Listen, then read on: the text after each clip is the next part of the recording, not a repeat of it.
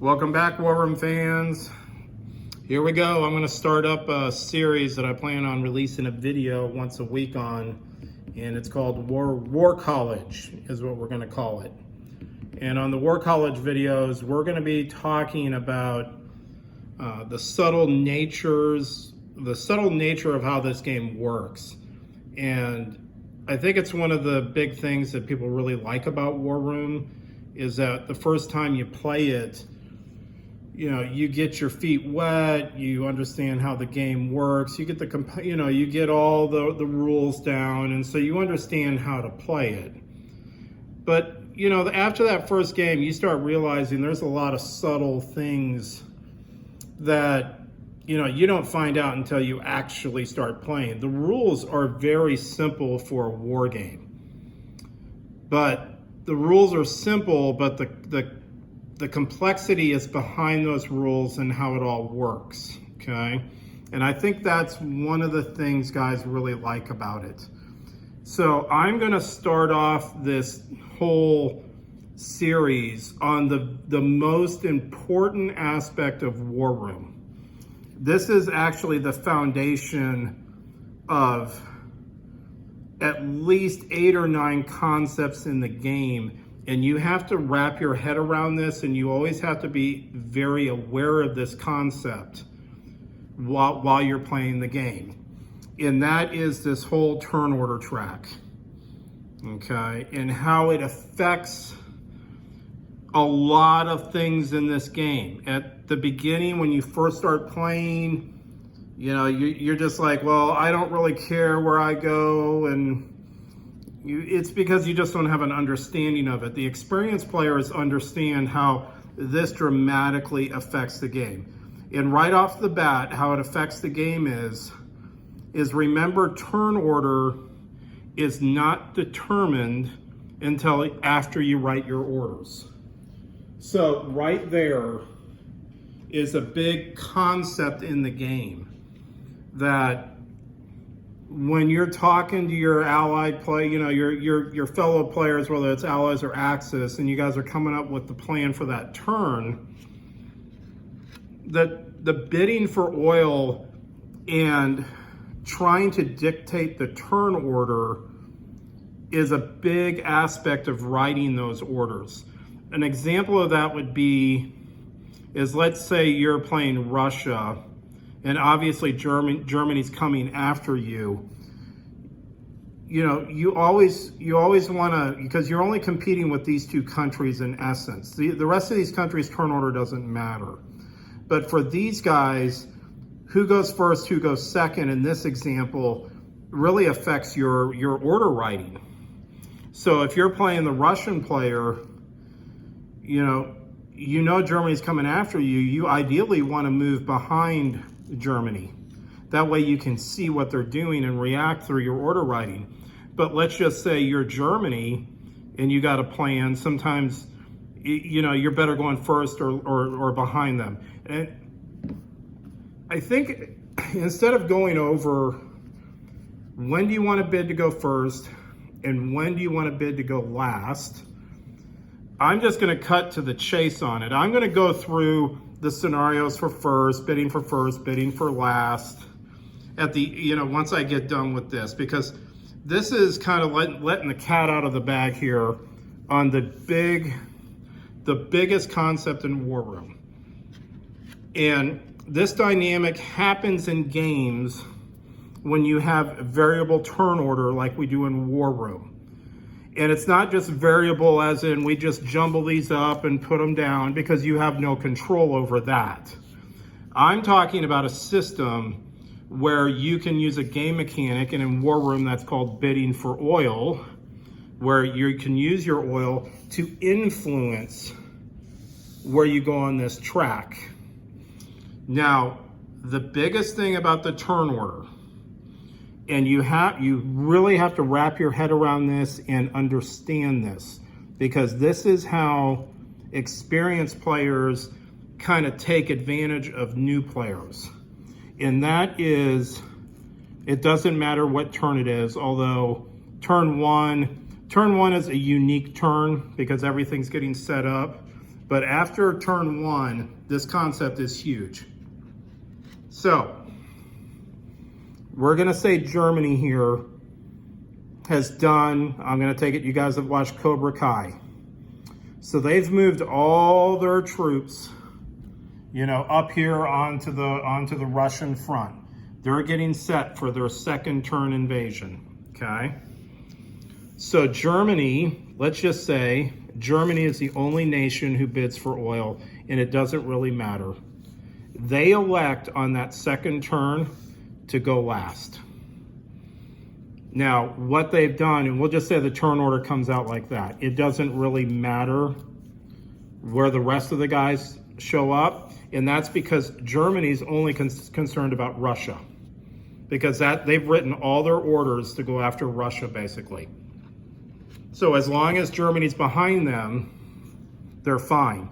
Now, we're just gonna default. This is called going top, this is going bottom, first, last. That's the actual definition. But for the game concept, it really doesn't matter if Germany goes here, as long as they're going after their primary guy. This is called going second or going last, you know, even though this might be second, because you're only concerned about here. But here's that big concept I'm talking about, guys. So you bid to go last, okay? You execute your orders, and I will go over this in another video because this happens a lot in this game. There's way too many instances where this can happen, but I'm just gonna show you this just for a second, okay? So let's say on that opening turn, basically Russia, they just flood the zone. They put all their guys up here on the front line and off they go. So that's the end of that turn, okay, that you did this. You bid to go last. This is how it ends up. Now you get to execute your orders, and we're just gonna say all the Germans are all up here in mass, like we talked about in Cobra Kai, okay?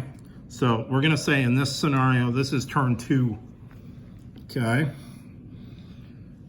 So on turn 2, you're going last, and you write your orders in such a way that, let's just say you jam the Caucasus, you jam Bryansk, you jam Leningrad, okay?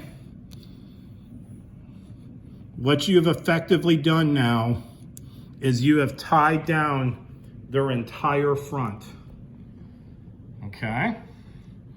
You've seen this if you've watched some of our videos of our actual games, where a turn happens where Germany just comes in and literally engages every territory on the front. Why are they doing that? Besides being bloodthirsty. The main reason why you do that is that on the next turn, so we're going into turn 3, you bid to go first with Germany. So that's the concept. You went last on turn 2, you go first on turn 3. You get to remember, you get to basically go back to back in movement. It's the back-to-back concept. Turn 2, you go last, turn 3, you go first. So you basically get to do two turns of movement without being affected by anybody. So on turn 2, you got to see what they did, go first on the next turn. Now you can exploit. You can bust through. You're not gonna win every combat, but this is another one of those aspects of the game, guys, this subtle nature of the game. If you get to go back to back, and let's just say, this stack is blown up, that's an equal stack, that stack's blown up.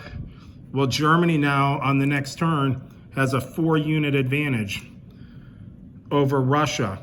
So then they can use that concept of breaking pinning, because on the third turn, they get to go first. The 37th immediately moves into Moscow and engages anybody there. And in this scenario, the only guys there are gonna be whatever they built in turn 1, because they pop at the end of turn 2. So remember, this is turn 3 when they come in. So the most they can have in here is 5 guys. But the idea is you get in here and you pin them in here too, flip their territory and start engaging them.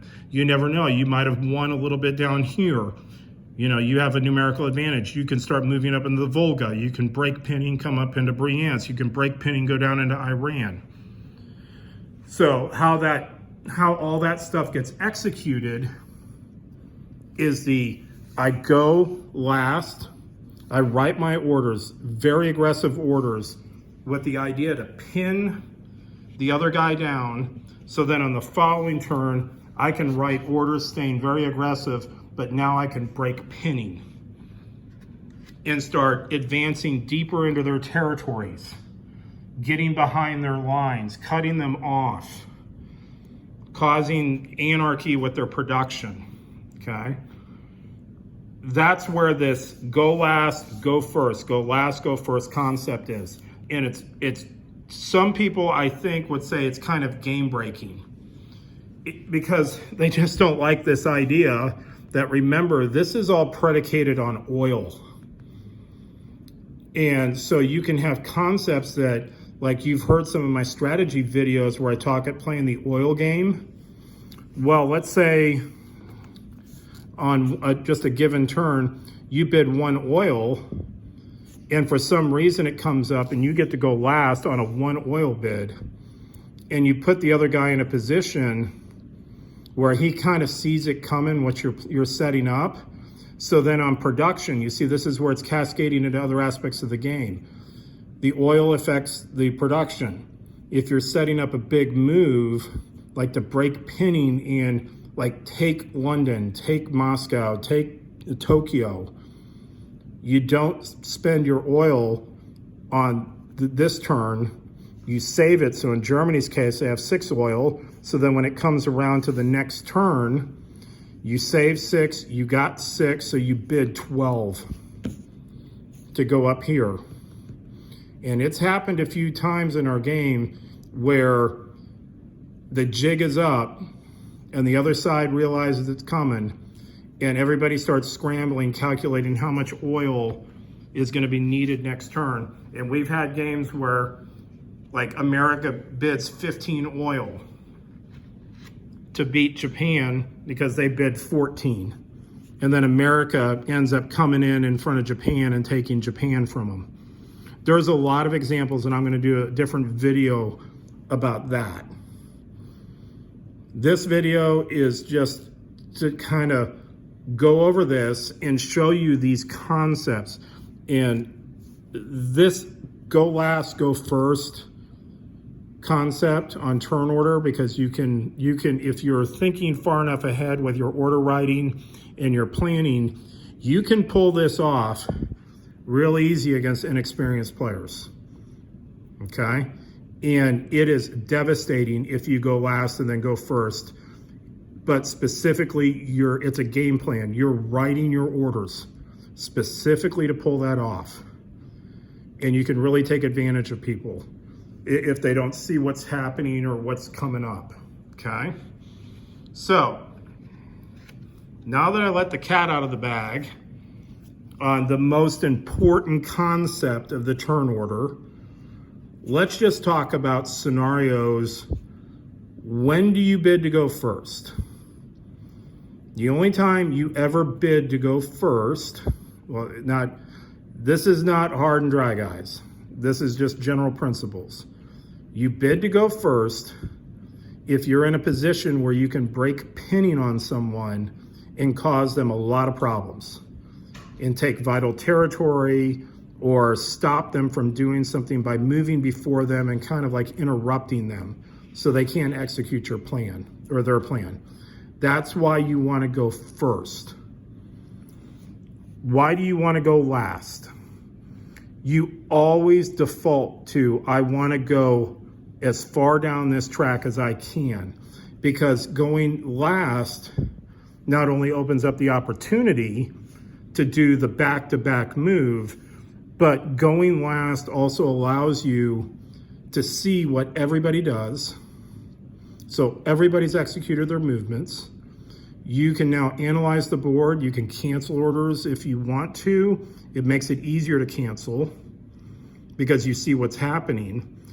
But also, you don't tip your hand if they're trying to come at you. If you have to move before they do, that could put you in a real situation if they write an order that's unexpected.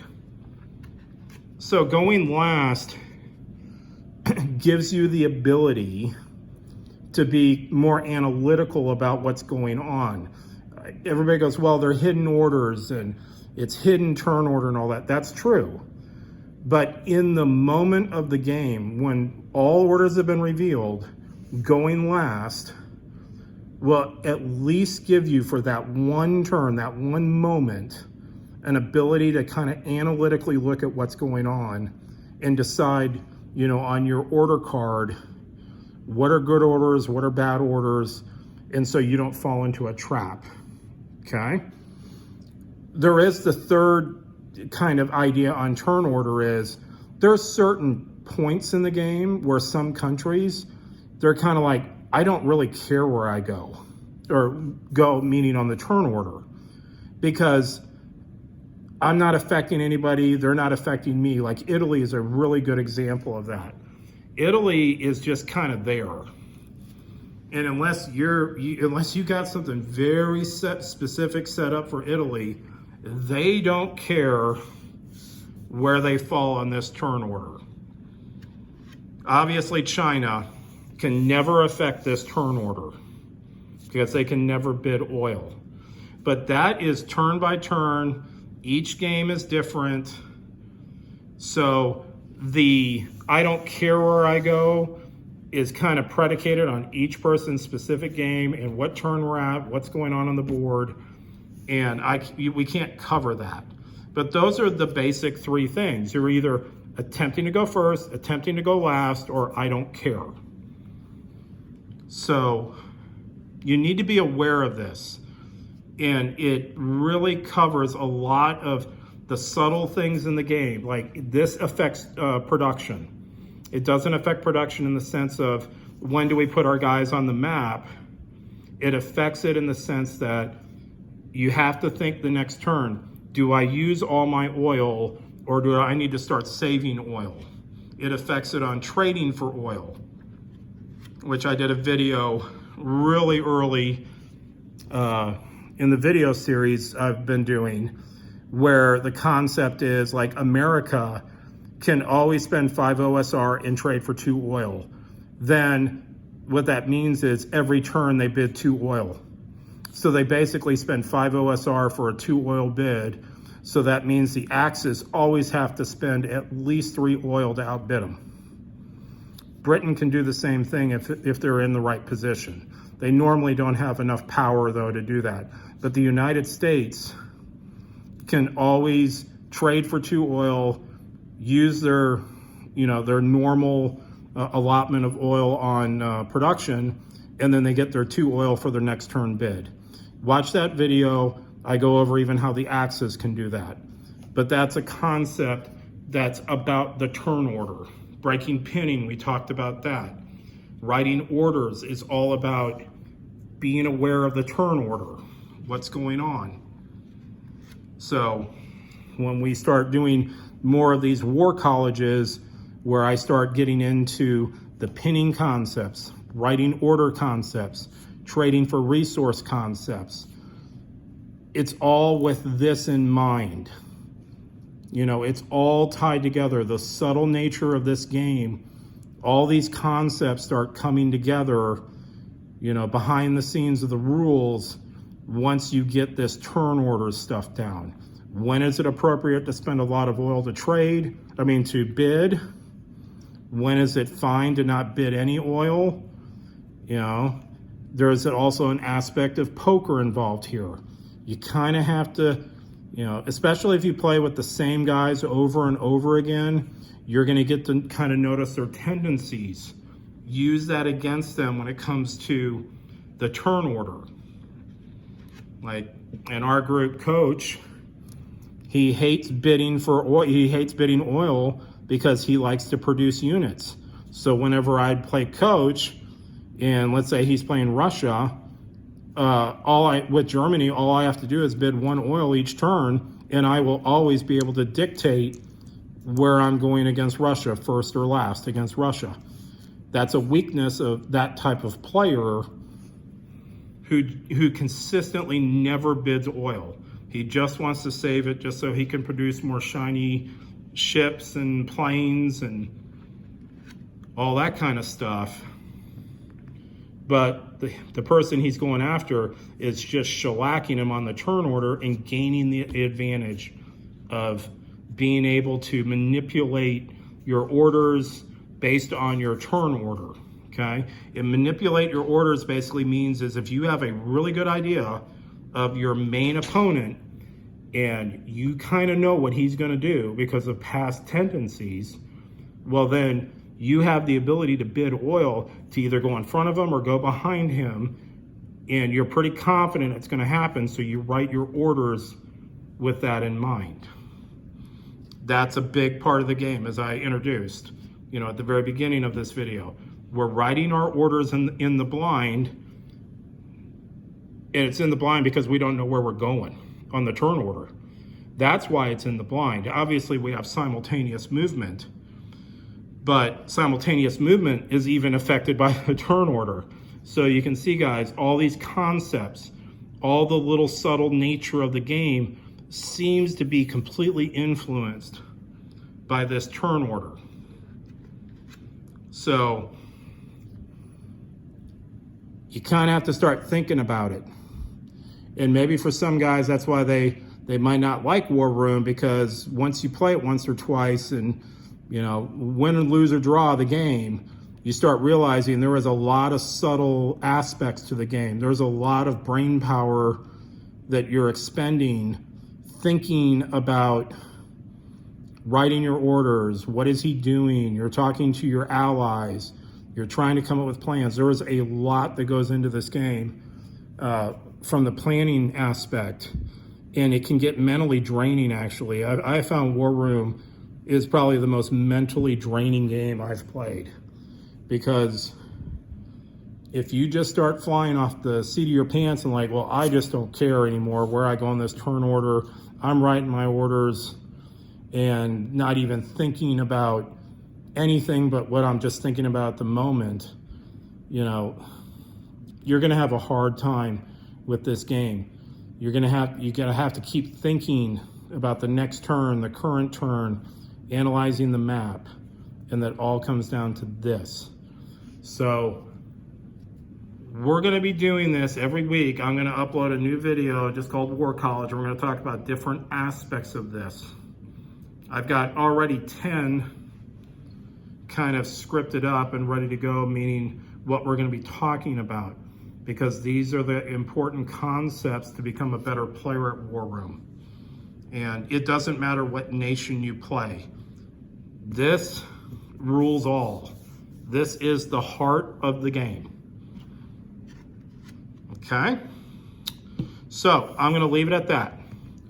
Start thinking about this turn order, and when we continue our War College discussions about some of the big aspects of the game, this is always gonna be kind of in the background of a lot of those concepts. So the last thing I'm gonna say, remember, guys, go last and then the next turn go first. It is a very powerful concept in this game. Go first if you're trying to break pinning, or you're trying something really sneaky that if you get to go before them and they are not seeing it, you can catch them off guard and get in an advantageous position. Your default position is always to go last in every other scenario. If you're up here in the middle, you just know I'm not bidding. I'm gonna go. It's just gonna be a random draw. These guys bid oil, we'll say, and that's how it came out. And these are the 4 random draws. And you're one of those countries, and you kind of already instinctively know this is how it's going to play out. Then you write your orders accordingly, that you're not going to be able to dictate anything on anybody. So these guys are probably going to be writing very defensive type orders. just trying to react and protect themselves so that they don't get anything crazy happens, like especially Germany here going behind Britain. Britain always has to be aware that Germany at any moment, if the board over here, it's possible to do it, they can jam out here in A6 and catch Britain off guard. And then that's where Germany, let's say they get into A6 with just enough naval to break pinning, and then Germany bids to go first the next turn. Next thing you know, they're in B1 and taking London. So that's it, guys. Start thinking about turn order bidding. And as we start discussing more about, the War College stuff, but also a lot of my videos that I've done in the past where I talk about the turn order game or the bidding game, this is what we're talking about. Okay, so start thinking about this. We're going to keep discussing this in the coming weeks as it relates to other concepts of the game. So I will talk to you guys later. Bye.